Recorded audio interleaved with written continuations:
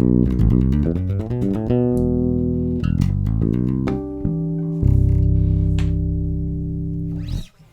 guys, welcome back. It's me again, Jermaine Morgan, and today I want to give you some tools you can use. Now we're going to be talking about the Phrygian scale, so stay tuned.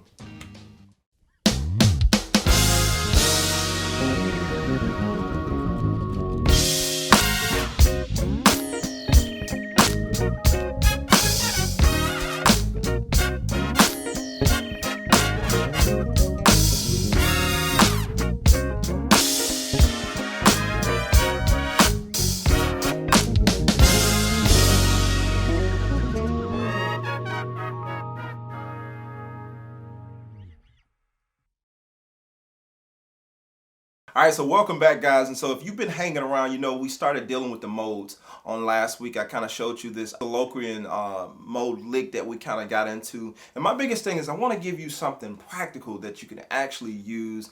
Take the spookiness out of the modes, because a lot of the emails and a lot of the comments that I get, people talk about the modes, and it's something that they're always interested in, but kind of low-key afraid of at the same time. And I want to take the spookiness out of the modes. I'm not trying to dumb down the significance of the modes and all the wonderful things you can do with the modes, but what I am trying to do is take them as bass players and find a way to use them in the groove, because our ultimate goal as bass players is to make it groove, make it feel good, and be musical with everything that we do, especially if we're in the band and we're part of that meat and potatoes part of the band. I want to give you some tools that you can use with the theory and with the things like modes that you can implement in your playing and start using as soon as tomorrow or today if you got a gig. I wanted to find a way to use the Phrygian mode to get me to like either the 4 or the 6. I'm in the key of G today. Now generally when we think about the Phrygian mode, we're normally thinking E to E, thinking from the position of C, talking about the modes.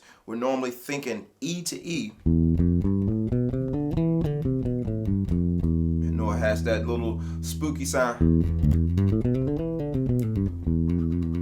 But today we're using it in the key of G, and I'm going to really put it almost in that same third position. So instead of using it in E, I'm going to use it now over that B. And I'm in the key of G, okay? So now you have where I'm using it. So again, it starts from B to B.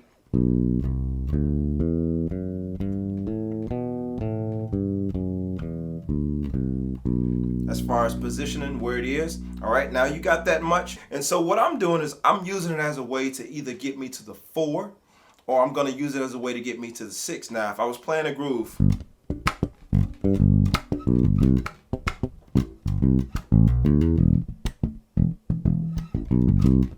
back again.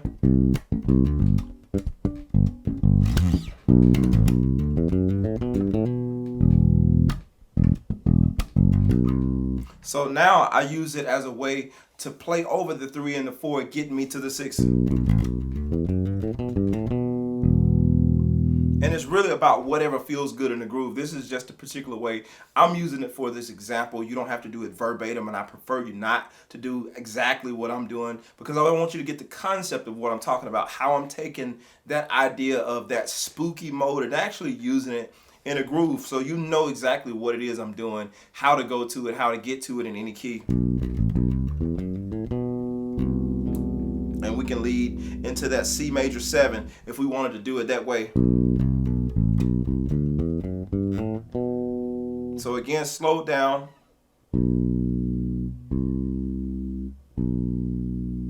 And I go back down to that 2, which is still part of that scale. Back up.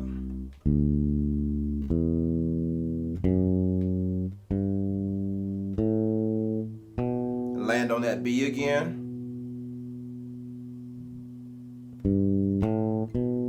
Okay, and that's how I finish it off. So again,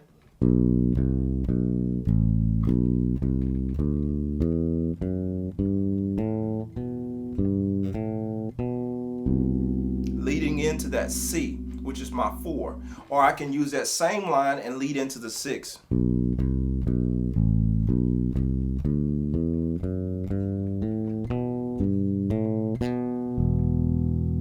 If I was playing in the key, or if we think theory for a minute and we go relative, if I was playing in the key of E minor,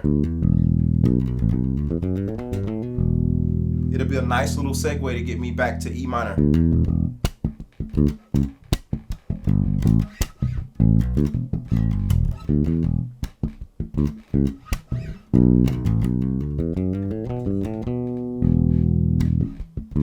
So it's like a nice little transitional type move to get me from one place to the next, and it's really up to me what I decide to use it for. But this is just one quick way that you can use the Phrygian mode. And I want to encourage you guys as bass players especially, take the spookiness out of this stuff. Start applying these things. Don't be afraid to experiment with them, because even though you might have a lot of the people that might attack you and say, oh, you have to do it this way or you have to do it that way, experiment with them for yourself and try out what you like, because ultimately the music is going to be what comes out of you.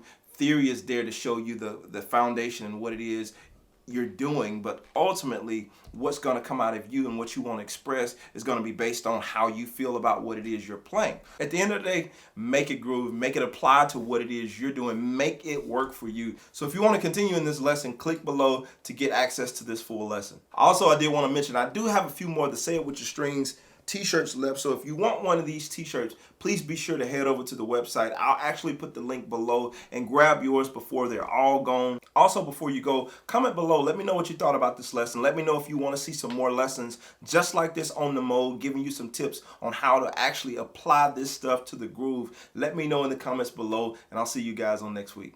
Hey, thanks for watching today's video, and listen, if you enjoyed the content, click the subscribe button and don't forget to turn on my notifications so you can be notified each week once I post a new video. I really appreciate you guys being here, and check it out. If you want more content like this and if you want to get even more in depth on the bass lessons, remember to head over to JermaineMorgan.net. There I have many more bass lessons. I talk a little bit more in depth on some of these subjects that we've covered here on YouTube, and I also have music. Most of you don't know, but I am an artist as well, so I do have music available there. If you want to hear me really play, I have music there, so check it out, and I will see you guys on next week. Thank you.